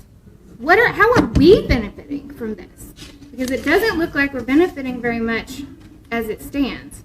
A memorandum of understanding would give the undisclosed company a 65% tax abatement for 30 years, with Conway getting investment and about 50 jobs. But why should Conway residents support this proposal while so much info remains unknown? Like all major economic development projects, this early in the development process, this project is still speculative. Economic conditions, the availability of power, etc., could cause the project to be delayed indefinitely. Conway Corp is assessing whether they can support. All right, so Conway Corp is assessing. I saw Mr. Wonderful today get interviewed about data because one of his just recently got pretty much smashed and didn't get approved. Yeah. And he like doesn't get it. And then you hear residents and you hear people talking and they're like, no. Yeah. We're not going to have this. It's like, what are we getting for this? Well, lady, you're getting saved from the pole shift that's coming. Well, I mean, right. What's Mr. Wonderful going to? I just don't get it. Why they don't want this $6 billion or what? Well, he's a businessman. He's always going to look at it through the lens of what's his name? Kevin O'Leary. O'Leary. Kevin O'Leary. He did Tucker the other night. I literally saw him get interviewed today about it. Hey, I agree with 95% of the stuff he says. I do too. That's O'Leary. Why it's That's why it's weird. Oh, yeah. The shark. Yeah. Well, he's on CNN. He's on Fox News. He's just a contributor to all these. Well, he sat down with Tucker and they had a big debate about this very thing, the data centers. I haven't heard that. I kind of quit listening to Tucker. I know, but he's the one that just got the 46,000 acre data center in Utah. Look, on the vote of 3 commissioners. That's right. Yeah, and he was like, well, what's the big deal? We've got they were elected. And it's like, yeah, they were elected, they did it, but now the people don't want it, and those those commissioners are going to get paid, thrown out of office. Yeah. Well, and it's really easy to let's just be real. I'm not saying these particular commissioners were bribed, but I mean, it's a lot easier to pay off 3 people than it is to get a majority of your constituents to go along with it. But on this Conway thing, what I want to say is, I don't understand that. What really bothers me is the secrecy here. Because you notice they don't even know which company it's connected to. Yeah, it's undisclosed top 100. It's all undisclosed. Yeah. The state of Arkansas just gave $300 million in tax incentives to an unnamed project in West Memphis. And it's like, how is this okay? How is it okay for the government to do this by keeping the public in the dark? If you want government taxpayer dollars, okay, like we can have that debate whether or not that's the business of government.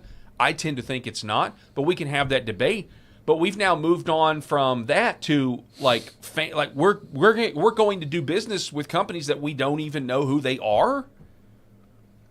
We're going to allow some company to approach us and us not be able to tell the citizens who we're in negotiations with because they make you sign some sort of NDA.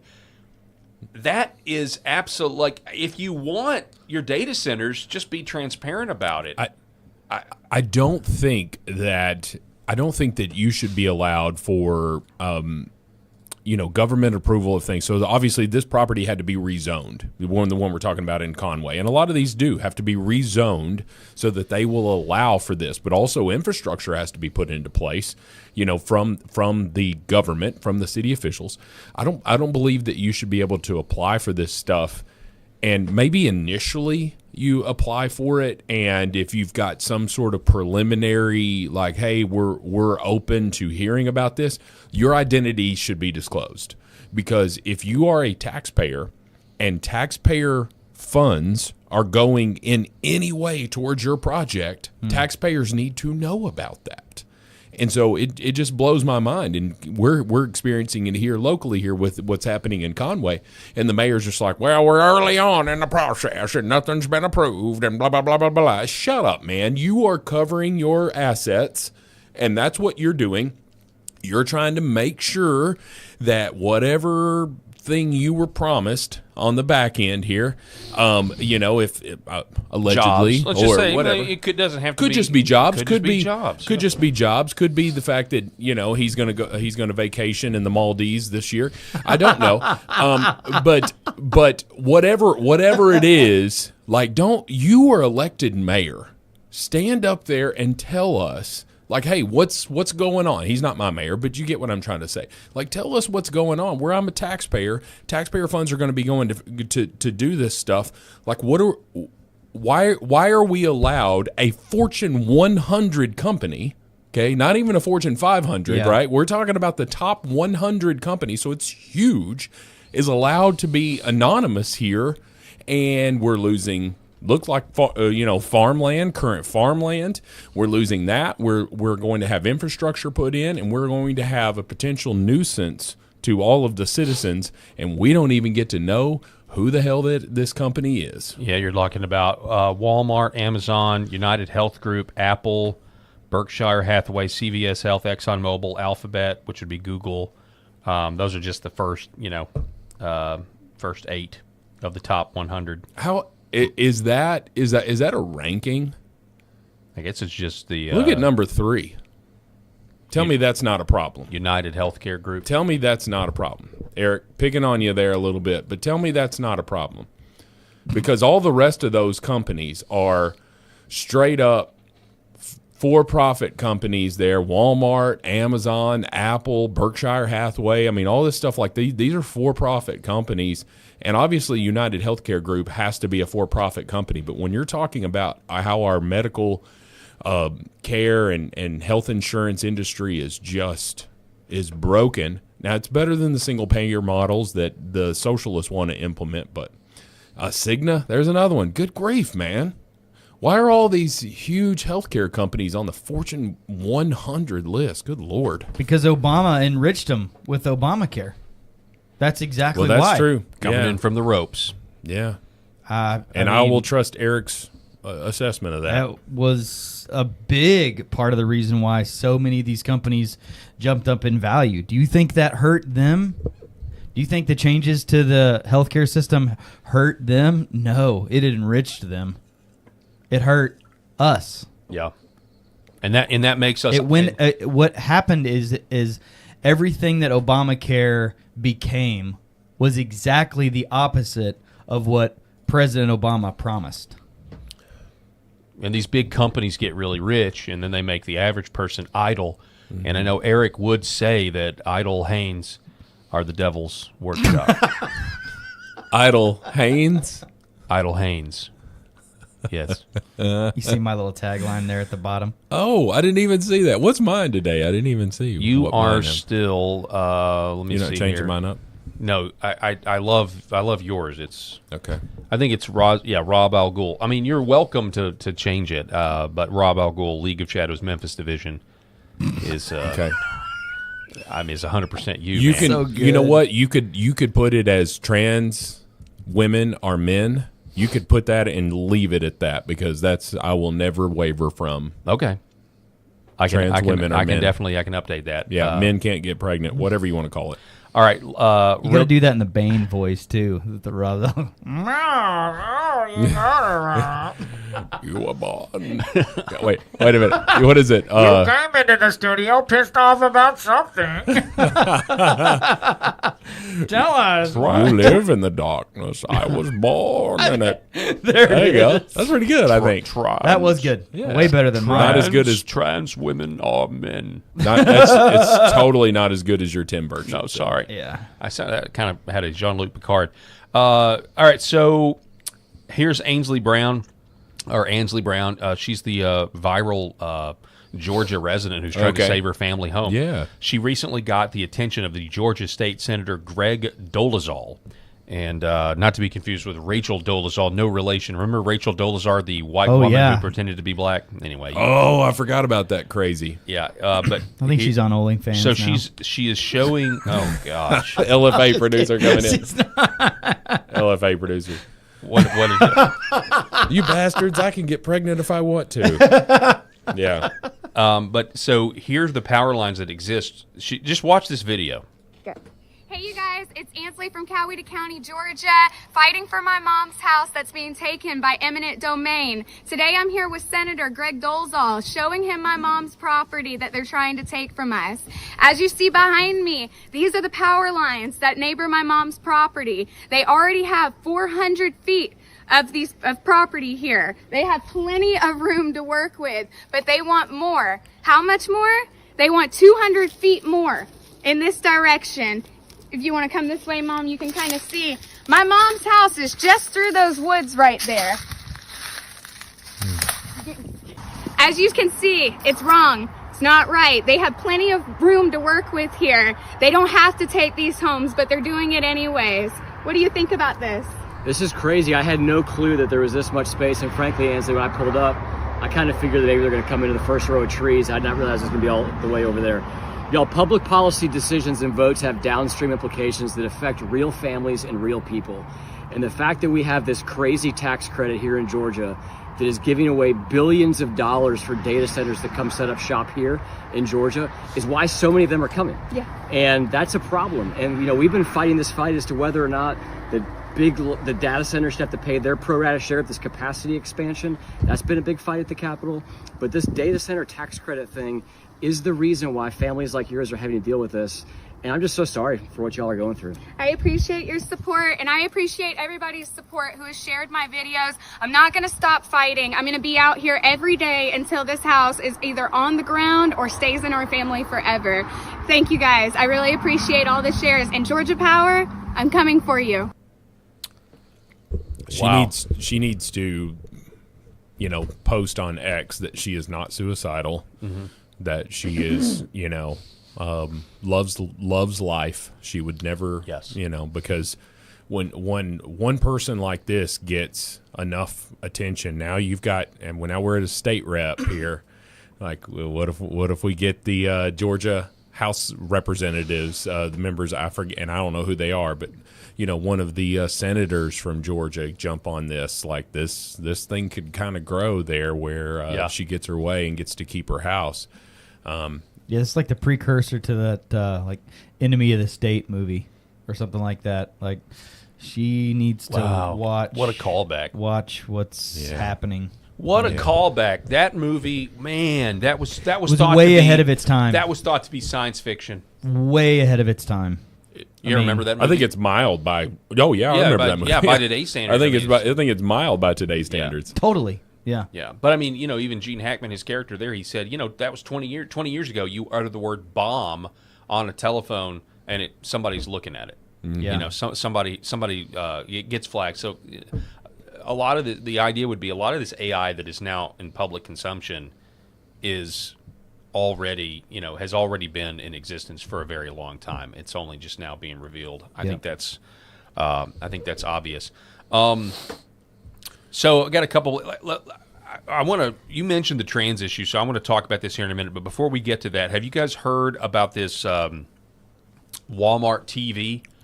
Apparently, Walmart has made some deal with Samsung, and Walmart is selling a very large television and intentionally losing money on it because the TV itself track, like you pay such a low price because it's going to track literally everything you do. I walked into Sam's Club Sunday afternoon with one of my kiddos. We were there to get some salmon, and I walked in and there's a 98-inch TV, big screen TV for less than $1,000. Yeah, a 98-inch TV for less than $1,000. I saw a video that they have made this 150-inch TV, and I can't even imagine. Like, you'd have to have the mounts and stuff like that for those once they get that big. Like, there's no fireplace mantle. Yeah, you hit a stud. You hit a stud back there, and that 2x4 is holding on for dear life. How big do your from there. cathedral ceilings have to be? Yeah, to mount a 150-inch TV. But yeah, no, I saw that on,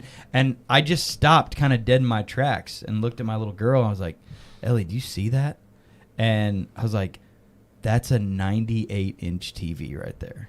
That's crazy, dude. Just like regular TV, not like a pull-down screen. I've seen big projection screen things before, but this was just like a stand-up TV, 98 inches for less than $1,000. I would really like to have a 98-inch TV.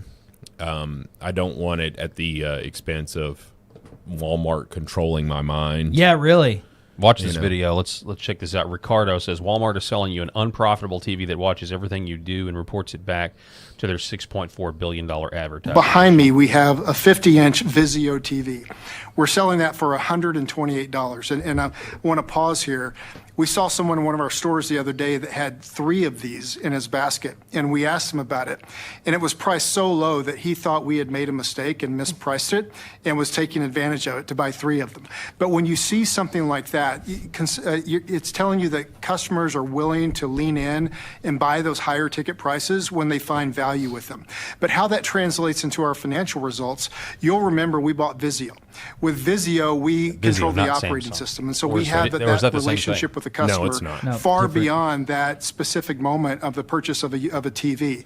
And so the margin on selling a unit of a TV is not that great, but we can monetize advertising by providing that additional channel to them going forward and continuing that relationship with the So the idea now is if you buy a Vizio past a certain date, I don't know what it is, but if you buy Vizio past a certain manufacturing date, one that's pretty recent, you cannot use that TV unless you create a Walmart account. Like the first thing that they're going to make you do. What? That's according to what I read. I don't not in this store. Obviously, he's not going to admit that. You buy a Vizio TV now, you have to create a Walmart account before you use it. Yeah, I'm good with and order your sit there on the couch while you're watching TV and click over and order your groceries and order your stuff for your Walmart orders. I'm assuming they'll make that very seamless. I mean, that would be within there. That way, when you come sit down and you've got notifications popping up and reminders and little coupons and stuff popping up randomly. Like, hey, last time you were watching, TV, you ordered some Hanes underwear. And would you like to order some more? Just wait till we get our Hanes on. We got the 6-packs on sale now. I saw you walking around the house with some nasty underwear on the other day. Those Fruit of the Looms are not doing well for you, sir. You need to cash those in. You did say that. You didn't say Fruit of the Looms. You said Hanes. Daggum right. Do you wear Hanes, Eric Hanes? No.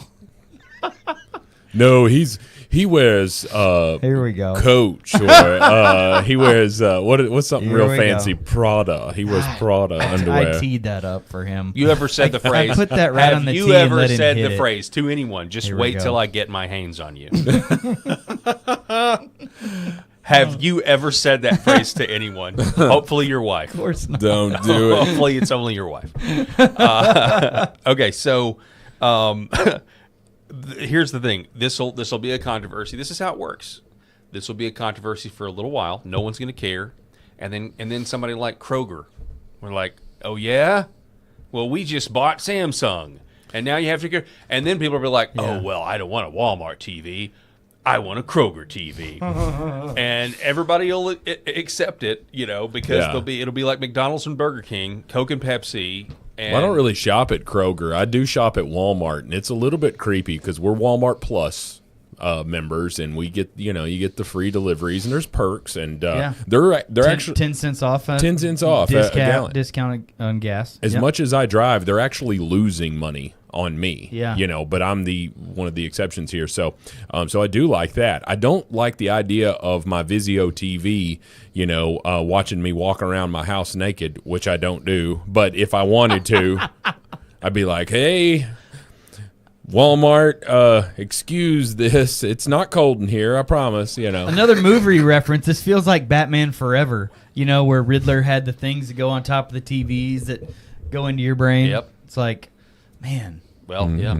It's coming. It's pretty crazy. Truth seems, stranger than fiction. It was a joke in the 90s, but here it is. Well, listen, they know everything. I mean, as long as these are in our pockets. Yep, it's already there. They already know everything. It's already there. It's already here. All right, so where do we want to go next? Oh yeah, I've had this. We're gonna end up running out of time, so I'm gonna get to this because Eric, you sent this to me, and I want to make sure to get it because you are a Gen Xer, and I identify as a Gen Xer. Honestly, you sent me this video, and I think we're gonna play it now. Here it is. Who let Gen X off the hook? Why aren't we talking about those guys? Because, sir, we will you up. We fought in real life, not on the internet. We are the last generation of feral children. We didn't have safe spaces. We didn't have trigger warnings. No one was allergic to gluten. We mind our own business. We are older than Google. We are not the bigger person. Leave us alone. We are not the bigger person. This is how I walk around all day, every day. This is in the back of my mind, analyzing things. I'm just like, golly, I am such a Gen Xer. Because this stuff nowadays just does not make sense to me. My kids come home, and some of the things they tell me, I hate it because I'm just at a loss for words sometimes. And I'm like, well, I did not have that going on in my school when I was growing up, and I don't feel that old. Yeah, I do. I think it is really interesting to. I mean, I like videos like that, but I will say I have recently been made aware, or I guess remembered. About 10 years ago, maybe a little before that, there were all these articles about how lazy millennials were. You remember that? And millennials were woke, right? And I think a lot of them, as they got older, they've come out of it. The younger millennials, yes. Yeah, they've come out of that. We're obviously millennials. Technically, I'm a millennial. I'm a zennial. I was born in 79. Oh, okay. So they call me a zennial, and I'm like, no, I'm X. I'm just X. So you're X. And so I'm 84, and so I'm right there on the cusp. I mean, I think I'm the Oregon Trail. I had a Walkman. I saw analog to go to digital. Yeah. It's a different section of millennials. But I remember being on the radio and ripping on the younger millennials because we had all these articles about how, they were liberal, but all these articles about how lazy they were or whatever. But I think some of that was just nonsense. I think a lot of those articles were now psyops to just get people to ignore just how bad the economy is. And then if you look at what millennials went through, a lot of what millennials went through, when you look at they get out of college and then the financial crisis hits, then they finally get back on their feet and COVID hits, and just how actually things are. And it's kind of all done, the criticism all done to shield the fact that actually, no, it's not like this level playing field like a lot of the older generation wanted to pretend that it was. But yeah. So I can say, having spoken to some college groups lately, being a guest speaker and at some Grand Rounds courses and other things in some colleges, that like the ones graduating right now are freaked the heck out. Yeah. They're literally freaked out because now they've done the college thing to get this degree and this paper in hand because they thought they needed to or had to, and they're looking at a market that just does not make any sense and realize that they're probably going to be, working at Starbucks, pouring coffee somewhere for a while, or working at the same restaurant that they worked in during the summers when they were in college. And there's a lot of big frustrations right now because they're looking around like, well, do I move to a bigger city and try to afford $2,500 a month for a single condo in a single bedroom condo? Do I stay here and live with my parents for a few years? Do I find a gap year and do something? Like they're just really freaked out because that sheet of paper is not really doing them any good yet, and they're not getting a lot of options that they want. Well, there's that website where that girl I was telling you guys about. It's called Degree Free. Oh, and she does all these videos about, like, if you've got young kids right now or kids that are not quite ready for college, like all of the things, all these conversations you can start having with them about how you don't necessarily have to go to college, and the whole website or organization is just this movement of like saying, hey, like start having conversations with your kids about when they get kind of at that cusp age, like what do you value, like what do you want to do, but like also, well, how do you want your work day to be? Like, how much time do you want to spend working? And that there are these paths, and not even necessarily with just the traditional trades that you hear about, the trade of plumbing or the trade of electricity or electrician. There's a lot of other trades that are out there. I mean, I saw a business idea the other day of a business where you just go and you clean the fryers of restaurants, and how you can make you're cleaning up grease for a living. But there's all kinds of different guys like things. Mike Rowe from Dirty Jobs, and who's been huge on VOTEC schools and on trade schools, and on we need more we need more welders, we need more plumbers, we need more. Like, he's a genius, and he got so abused in the public sphere for so long, and now he's like absolutely thought of as a genius, like way ahead of his time, because he's been saying this stuff for like 15 years. And nobody gave him an ounce of credit. And now everybody's like, that welder coming out of their training program can make $100,000. Like, that's what we should be telling these kids. I'm having a conversation right now with my 15-year-old son who's really struggling in school. He just can't make it. He's got ADHD, and so he struggles to sit still and all of that stuff. But he's really interested in like taking things apart and putting them back together and all of that. And he's also extremely interested in old cars, old vehicles. And I thought, why in the world is this kid? He's wasting away. This is just high school, right? And so, if he were to just get his homeschool or general ed GED and all that stuff, and go internship at a mechanic, and become, I'm like, you will always have a job. Always. It may change. It may be like you're working on hybrids instead of combustible engines, but combustion engines. But like here at a local car dealership, the master mechanics at the Ford dealership start out at $100,000 a year.